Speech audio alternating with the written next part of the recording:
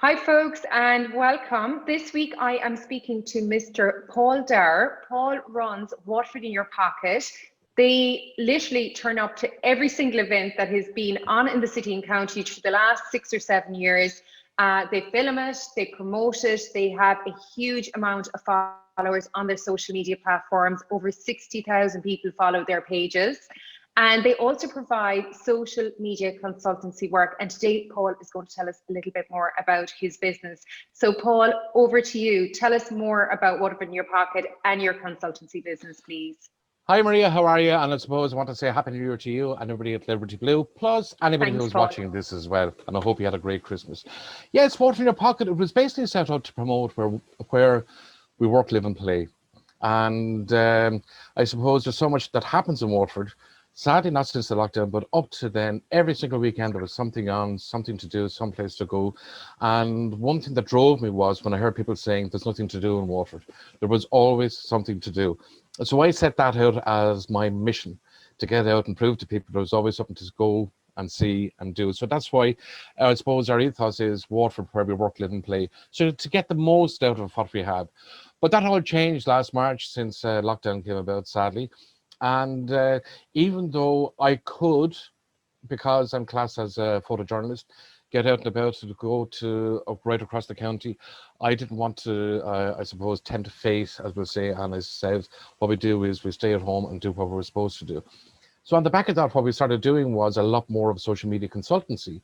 And it was amazing to see that there's so many people, they knew how to use their own personal accounts day to day, chatting with their friends and family and all that. But when they're running a business page, it was totally different than what a personal page is.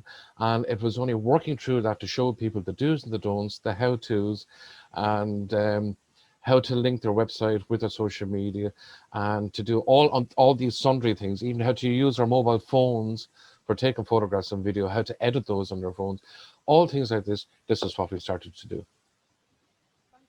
Paul, and what are your top three tips? Because, like with social media and technology, everything's always changing and advancing, and you kind of grasp one thing and then something else is after coming out, or at least that's my perception of it anyway. And sometimes when you have obviously you've got your day job and you're busy with that, what's your top three tips for people out there that might be not sure how to start up, pull everything together, what they need to be doing, what message they should be delivering? What would you advise? Well, first and foremost, you hit the nail on the head there, that social media should not take up too much time in your day. After all, you have a job to do, you have a business to run, and that is the most important thing, because if you don't have income coming in, well, then there's no point in doing it, isn't it? Which is very, very true. So my tip to you is work on a plan, because if you don't plan, you plan to fail. If you fail to plan, you plan to fail, and that's where always the problem is. There's enough tips and tricks out there to have a look at. HubSpot have brilliant ideas and tricks out there, but also just to plan what you want to be able to do. The whole 12 months can be broken down into a month, into a season, into an event like Christmas, Valentine's Day, St. Patrick's Day, Easter, summer, back to school, Halloween, and Christmas then again. So as you can see, there's a cycle there. Always remember that. But most of all, do not spend too much time on social media. Also, spend the time and looking at the how to do social media properly, because look at the difference between your personal page and what a business page should actually bring to the table. They're two totally different things, and never get the two of them mixed up. But always time, time, time, time, time. Don't spend too much time. Thanks, Paul. And you've about 4 or 5 people on your team at the moment. What do you all do? You're all so busy. I mean, you cover the whole lot of Waterford. Anything that's been on happening, you're turning up with your microphones, your cameras. How does it work? Well, we're only as good as the sum of all the parts around us. So first of all, we need to know what events are on so we can go to those events, or as if it's feasible to go to those events.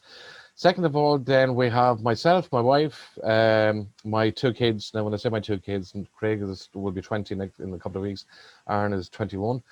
And Aaron is a great photographer, videographer, and Craig is brilliant at editing.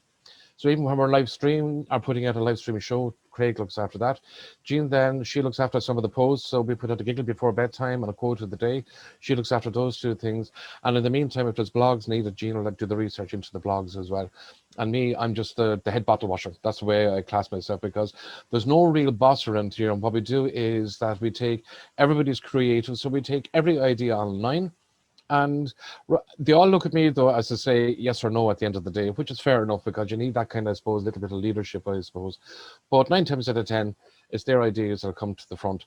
So it's all about collaboration. And it's the same way as Waterford in Your Pocket works as well. We believe in this symbiotic relationship that all of us should be working together, not just collaborating, but working together. So a point in case is there was often the time that we worked together with Liberty Blue, when you were selling houses, which is your job to be able to do. We had a platform, so we could come together and work like that. Again, it feeds into our ethos, probably work, live and play, because people want to buy houses. They want to see the areas where they're living, and a live stream is a way to go. So you can see, by doing all this, we can actually bring a positive message across about Waterford, because two things we don't do religion, we don't do politics.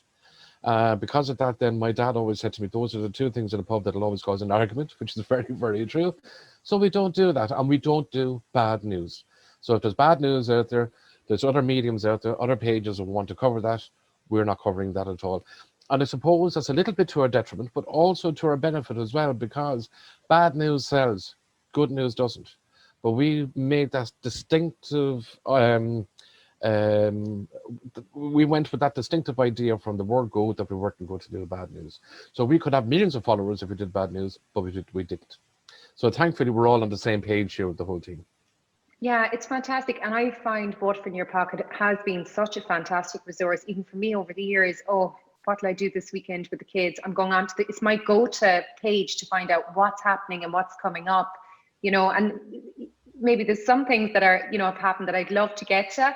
I'm at home and I'm thinking, well, look, actually, I'll go and watch me in Pocket. I bet you they're live streaming it. And then I go into it and they're live streaming it. So I feel I'm part of it, Yeah, it's absolutely brilliant, because I mean the feedback back that we get from all over the world is just absolutely phenomenal.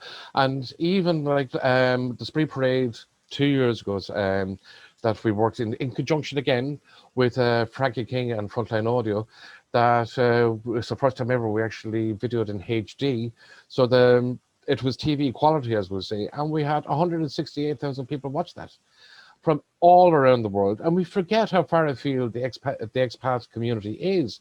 I mean, people not only in Australia and New Zealand, but Hawaii, Japan, South Korea, Laos, places we wouldn't even think of, and people were watching this. So it just goes to show the reach that people have, because when we're away, as you know, we always have an affinity with home. We always want to get the news of home. And so we try to provide the good news rather than the bad news, because if people want to come back home, we want them to come home to a place where they will feel safe, where they will feel happy, where they will feel fulfilled. If they're only getting bad news, they might decide, no, we're not coming home. So. And in terms of what's coming down the tracks, because, social media and technology, it's changing the whole time. And, you master something, there's something else moving on. What's coming down the tracks, Paul? The worst thing about social media is it is changing each and every week, and often the time it changes nearly daily, because there's so many new ideas coming out there. But the main thing about it is, I mean, TikTok is going to make a little inroads, and you can see that some businesses are using it, but I would be very wary of that, because it is geared towards kids. So whether as a marketing tool is a good idea, I'm not too sure yet, and a lot more research will have to be done on that. But the main thing for me is what's going to happen is that fake news is going to be hopefully a thing of the past, because Facebook, I know, are working on a thing that the page will get a badge to say free from fake news. So we're looking from that from that point of view. We're not a news organization, but we will put out information. But that information we do get from two sources as well. And that's always the important thing to do, because trust is absolutely everything.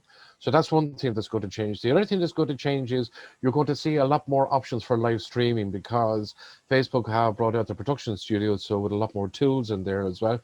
And they're trying to draw that younger audience as well, because for a long time, Facebook was for 25 plus, Instagram was 18 to or 16 to 25, maybe 30, and then you had TikTok and Snapchat and all these. So what they're trying to do is consolidate their offerings so that to draw people back. And even though Facebook is still by far the biggest, they're going to be working hard to bring younger members back. YouTube as well as easier accessible, and copyright is another thing. So please, please, please, I'm asking everybody who's watching this, use your own photographs or get photographs from a free resource. Do not be copying other people's photographs, because you will be banned from Facebook and Twitter. Thanks for those tips, Paul. That's very useful. So to get in touch with you, if people want to know more about Waterford in Your Pocket, your live streaming of events and your consultancy work as well around social media and social media planning, what should people do to get in touch with you? Well, people can contact me on the Facebook page, on Waterford in Your Pocket, on Twitter, send me a DM, or you can email me at paul@waterfordinyourpocket.com. There's loads of ways to get in contact. All you have to do is Google Waterford in Your Pocket. There's a contact page on our website as well. So there's loads of ways for people to get in contact with you.